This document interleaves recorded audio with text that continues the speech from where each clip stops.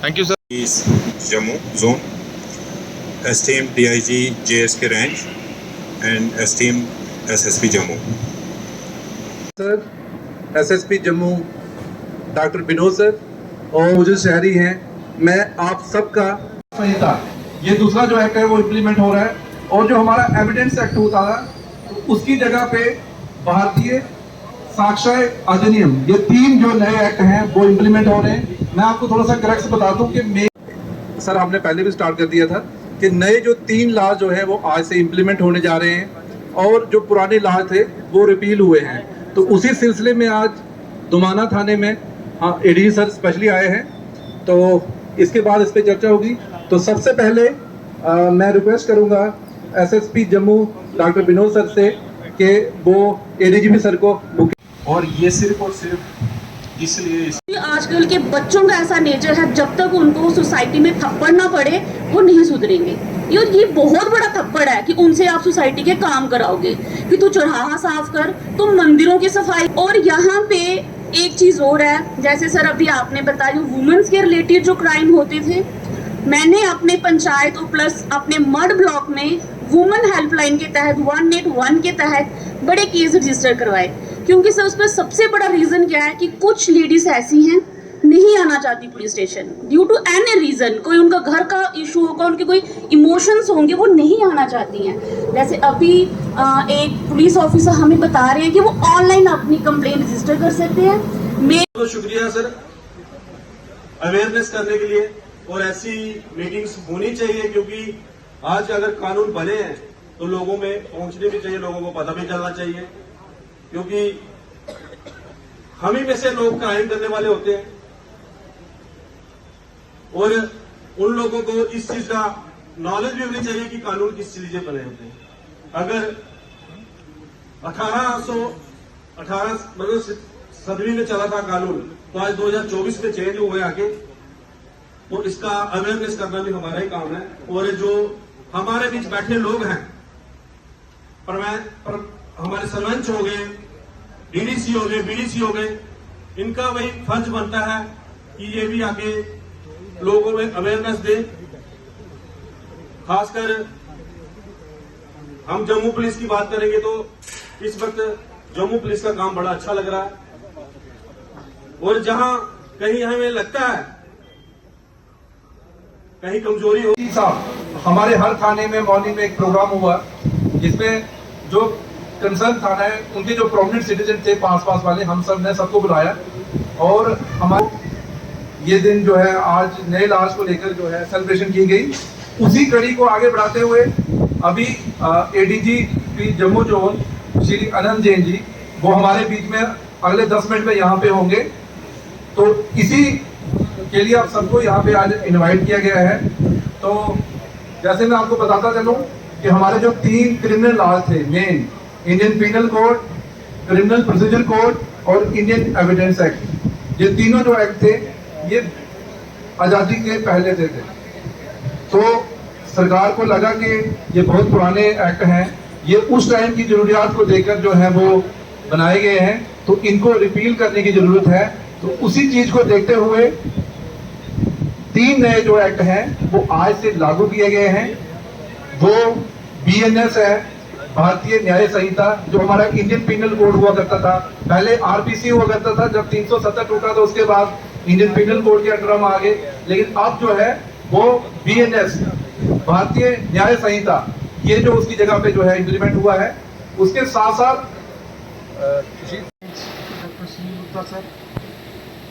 SP rural Brajesh, SDPO Dumana, SHO Dumana, बाकी police के officials, Dumana थाना की यूरिडिक्शन के और बाकी जगहों पे आए हुए जहाँ पे मौजूद रिप्रेजेंटेटिव्स, पुलिस के ऑफिशियल्स,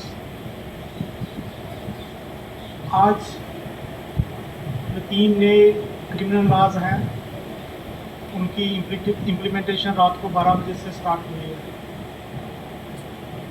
जो पहले हमारा IPC था, CRPC था, इंडियन एविडेंस एक्ट था, वो रिपील हुए। ऐसा मैं बताऊं कि भारतीय न्याय संहिता, जिसको पहले IPC कहते थे, अब ये आया है, इसमें 358 सेक्शंस हैं पहले आईपीसी में 511 सेक्शनें थी, 21 नए क्राइम जो है ऐड हुए हैं। फाइन जो है 83 ऑफेंसेस में इंक्रीज़ किया गया है। Community services as a punishment इसमें लाया गया है। जो 6 पेटी ऑर्गेनाइज्ड ऑफेंसेस हैं उसमें स्नैचिंग को एज एन ऑफेंस इंट्रोड्यूस किया है। जैसे मोबाइल की स्नैचिंग होती है और अवेटमेंट करता है और वो दूसरे देश में बैठा है, उसके खिलाफ भी जो एब्सेंशिया में ट्रायल हो सकता है, पहले ऐसा नहीं था। ऑर्गेनाइज्ड क्राइम और टेररिस्ट एक्ट को डिफाइन किया गया है। बैगरी और जो इसको करवाते हैं उनके लिए सज़ा 10 साल की सज़ा है। मॉब लिंचिंग जो पहले एज एन ऑफेंस नहीं था, अब जो है ऑफेंस है। इसकी जो पनिशमेंट है 7 साल। किसी ने केस कोई अपना विड्रॉ करना होगा तो जो कंप्लेनेंट है, विक्टिम है, उसको कोर्ट में बिना कोर्ट सुने हुए उस केस को विड्रॉ नहीं कर सकता, प्रोसिक्यूशन को विड्रॉ नहीं हो सकती। प्राइवेट इंडिविजुअल दूसरे इंडिविजुअल को अरेस्ट कर सकता है, बट उसको विद इन 6 आवर्स उसको जो नियरेस्ट पुलिस स्टेशन है उसमें उसको बताना होगा। 0 FIR का EFIR का प्रोविज़न है। प्रीलिमिनरी इंक्वायरी कर सकते हैं पुलिस जो ऑफेंसेस जिसमें पनिशमेंट जो है 3 साल से कम है। इन्वेस्टिगेशन की जो प्रोग्रेस है, इन्वेस्टिगेटिंग एजेंसी को कैसे अकाउंटेबल इन्वेस्टिगेटिंग ऑफिसर बनाने के लिए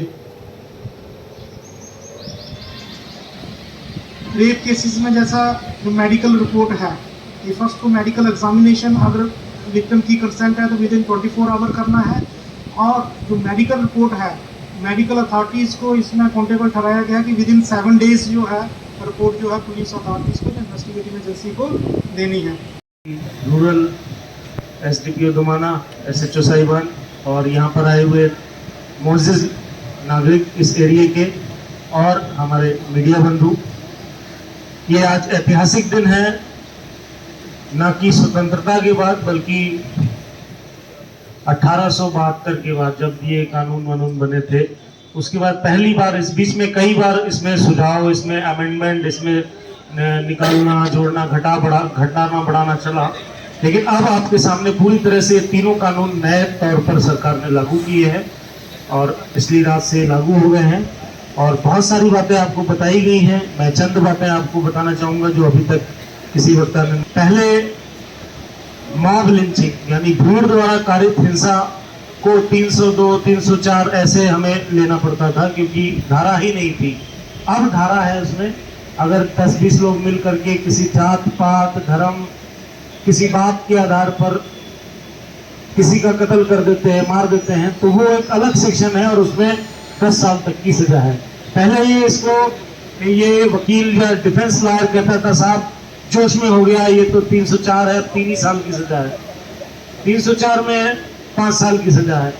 तो ये चीजें आपको जानने के लिए है कि इसी तरह से जो बयान है आज की डेट में वो ऑडियो वीडियो कंपलसरी हो गया है। आपकी सबसे बड़ी जो शिकायत होती थी कि साहब आईओ साहब ने लिखा कुछ, हमसे अंगूठा लगवा लिया, हमसे कागज लिखवा लिया और हमसे साइन करवा लिया, उसका ऑडियो वीडियो भी कोर्ट में सबमिट करना है। तो उससे क्या होगा कि आईओ की भी जवाबदेही है और जो बयान आप दे रहे हैं आपकी भी जवाबदेही है, आप वही बोल के उसको ऑडियो वीडियो में कन्वर्ट कर रहे हैं। इस तरह से बहुत सारे सुझाव इलेक्ट्रॉनिक एविडेंस अब आज की डेट में मान्य किया गया है। पहले ये प्राइमरी एविडेंस नहीं था। प्राइमरी एविडेंस पहले गवाह, बयान और जो कोर्ट के कागज, FSL report, postmortem report primary evidence गिने जाते थे। वीडियो फुटेज, मोबाइल की फुटेज ये सब गिनी नहीं जाती थी, ये सहायक माना जाता था। आज की डेट में उसको प्राइमरी माना जाएगा। मैं अगली बात के तौर पे ये भी बताना चाहूंगा आज यहाँ पर, पहले NDPS और आतंकवादी मामलों में ही संपत्ति की जब्ती थी, यानी प्रॉपर्टी सीज हो सकती थी केवल 2 मामलों में। चिट्टा का अगर अफूट है तो उसका घर सीज कर लेते थे हम। आतंकवाद में घुसा है, मिलिटेंसी में घुसा है तो सरकार घर सीज करती थी। अब इस कानून ने ताकत दी है कि अगर ऑर्गेनाइज क्राइम, हम 4-5 साल से जो है गाड़ियां चोरी कर रहे हैं, हमने 50 गाड़ियां पिछले 5 साल में चोरी करी, एक बिल्डिंग बनाई है सरकार, उसको भी अब हम प्रूव करेंगे अगर कि नहीं साहब इसका काम ही यही है केवल चोरी करना, इसका काम ही यही है माफियागिरी करना इसका, और ये इसके ऊपर 5 FIR है, इस पर 10 FIR है जनाब, इसकी जो है इसने ये घर बनाया, ये कोठी बनाई, ये सब सरकार आपका जो है उस क्रिमिनल की सीज कर सकती है। इस तरह से बहुत सारे जनता को न्याय देने वाले कानून आज की डेट में लागू हुए हैं। ये इसका महत्व आप जैसे अभी आप सुनते 1800 का कानून अभी तक चल रहा था, हमारी आगे आने वाली पीढ़ियां सुनेंगी क्या उन 2024 में साहब कानून लाया था, तो श्रेय किसको जाएगा? हमारी आपकी पीढ़ी जो आज आप सामने हम बैठे हुए हैं, हमको ये इसका श्रेय जाएगा कि उस समय के जो बुजुर्ग थे उनके समय में ये कानून लाया गया। और इस कानून को लाने का मकसद है, आप खुद देख रहे हैं पिछले 15 साल में जो जिस तरह से टेक्नोलॉजी बढ़ी है, पहले ये था ही नहीं, ये तो अभी 10-15 साल में आया है, और इससे संबंधित अपराध किसी भी किताब में नहीं थे।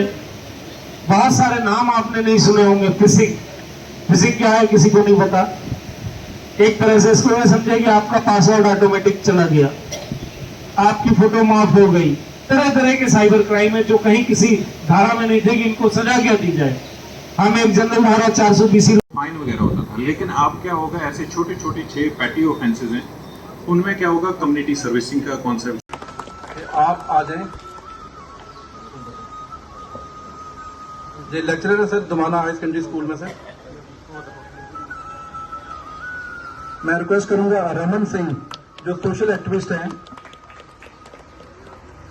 इन्होंने बड़ी हेल्प की है हमारी दुमाना सब डिवीजन के लिए जगह देने में।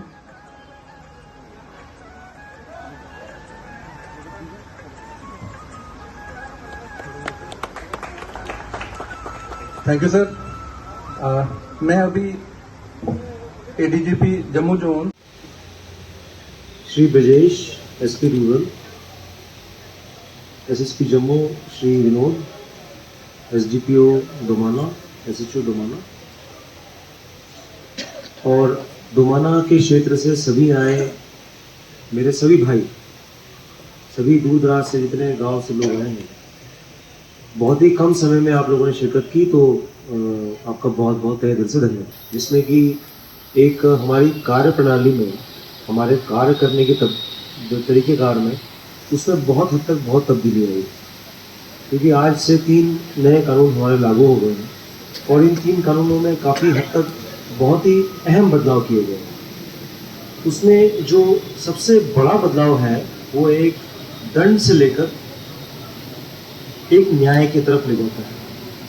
जो अंग्रेज़ी कानून था उसमें जो प्रावधान थे वो दंड तक ले जाते थे, उनकी जो एक स्पिरिट थी, उनकी जो एक भावना थी वो है दंड की थी। लेकिन यहाँ पर एक न्याय की उसमें एक जो भावना है वो समाहित है, और ये सारे कानून न्याय के लिए हैं, विक्टिम सेंट्रिक है और न्याय के लिए। दूसरा बदलाव ये आया है कि इसमें जो एक सुरक्षा की भावना की गई है, जैसे आप देखेंगे कि भारतीय नागरिक सुरक्षा संहिता, तो सुरक्षा का एक शब्द जो इसमें जोड़ा गया है वो यह इंडिकेट करता है कि पूरी सोसाइटी को एक सुरक्षा देने के लिए ये सारे कानून लागू किए गए हैं। तीसरा सबसे अहम बदलाव इसमें यह है, जैसे हमारे एक सरपंच ने भी बताया कि कम्युनिटी सर्विस का, तो अब जो से हमारे पेटी क्राइम्स हैं उनमें एक जो कम्युनिटी सर्विस का एलिमेंट जो इंट्रोड्यूस किया गया है, तो उससे क्या होगा कि जो छोटे हमारे पास में ऑफेंसेस हैं उनके तहत जो कम्युनिटी सर्विस का प्रावधान किए गए हैं, उससे समाज में ये भी पता लगेगा कि हम जो है सामाजिक कार्य भी करें, कि हमने एक छोटी चोरी की है और बाकी हम छोटे से किसी जुर्म में मुलविस हैं, तो हमारे लिए कम्युनिटी सर्विस का प्रावधान भी रखा गया है, सम्मिलित है। चौथा अगर मैं कहूँ तो इसमें सबसे बड़ा बदलाव आया है जो कि महिलाओं और बच्चों की सुरक्षा को लेकर है। मैं इसमें शब्द इस्तेमाल करूँगा उनके अधिकार, उनके लिए न्याय और उनकी सुरक्षा के लिए जो प्रावधान इसमें किए गए हैं, ये एक बड़ा हद तक, बहुत हद तक बड़ा बदलाव है। जैसे अभी इन्होंने बताया कि जो 7 दिन के भीतर हमें मेडिकल रिपोर्ट पॉस्को केसेस में आ जाना चाहिए, जो जराइम जो वुमेन और बच्चों के खिलाफ किए गए हैं उनमें 7 दिन में हमें मेडिकल रिपोर्ट आनी है, तो इसके प्रावधान में रखे गए हैं ताकि वो जो है आपके इन्वेस्टिगेशन में जो मददगार रिपोर्ट है वो हमें 7 दिन के अंदर मुहैया करेंगे। तो 7 दिन में चूँकि रिपोर्ट आ जाएगी तो हम बाध्य हैं कि 2 माह में हम उसका चालान पेश करें और पेश कर सकें, हम अपनी इन्वेस्टिगेशन को कंप्लीट कर सकें। 5वां एक बहुत बड़ा इसमें बदलाव ये आया है कि जो ऑर्गेनाइज क्राइम है उसके तहत भी उसको डिफाइन करते हुए भी उसके लिए प्रावधान रखे गए हैं। जैसे डीआईजी साहब ने बताया कि उसमें प्रॉपर्टी के फोरफीचर के, प्रॉपर्टी सीजर के भी उसमें कानून में बदलाव किए गए हैं जो हमें शक्तियाँ प्रदान करते हैं कि हम ऐसे जराइम से जो प्रॉपर्टियाँ बढ़ाई गई हैं, बनाई गई हैं, उनको हम लोग जब्त कर सकें। एक मैसेज भी इसमें बड़ा क्लियर है कि जो ये ऑर्गेनाइज क्राइम है इसको रोकने के लिए सभी तरह के जो ताकत का इस्तेमाल है वो कानून कर सकता है। जैसे आपके जो एविडेंस की रिकॉर्डिंग है वो हमें ऑडियो, वीडियो, इलेक्ट्रॉनिक माध्यम से करनी है। जो सर्च हम कर रहे हैं उसकी हमें ऑडियो वीडियो रिकॉर्डिंग करनी है। तो इससे बहुत हद तक पारदर्शिता भी आएगी हमारे कार्य में। तो ये एक बड़ा ही अहम बदलाव है जिसमें कि ये जो आपके जो हमारे सर्च के दौरान जो हमने साक्ष्य इकट्ठे किए हैं, जो हमने मौके पर जाकर जहाँ पर ये क्राइम सीन है, जहाँ पर ये जराइम हुआ है, वहाँ पर जाकर हम जब रिकॉर्डिंग करेंगे उसकी तो वो काफ़ी हद तक हमें ये भी मदद करेगा ताकि वो अगर 5 साल के बाद भी वो केस समीक्षा में आता है तो हमें ये पता रहेगा कि इसमें क्या क्या हुआ है। लिहाजा इसमें जो बदलाव है, जैसे एक हमारे एफआईआर को लेकर अक्सर लोगों की शिकायत ये रहती है कि एफआईआर जो है दोबारा थाने में नहीं लगी हुई, जबकि जुर्म कहीं गांधीनगर थाने में हुआ। तो अब उसमें 0 एफआईआर का संदर्भ भी आ गया। तो आप अपनी एफआईआर अब स्वतंत्र हैं कि आप किसी भी थाने में जाकर रजिस्टर कर सकते हैं और वो एफआईआर जो है उसके बाद वो कंसर्न थाने को भेज दीजिए। तो ये आपको बहुत सहूलियत होगी, तो आपको अब कहीं जाने की ज़रूरत नहीं होगी। आप अपने लोकल थाने में ही एफआईआर रजिस्टर कर सकते हैं। अगर कहीं जुर्म हुआ है और आप नहीं जा पाए उस थाने में तो आपको ये भी सुविधा इसमें होगी।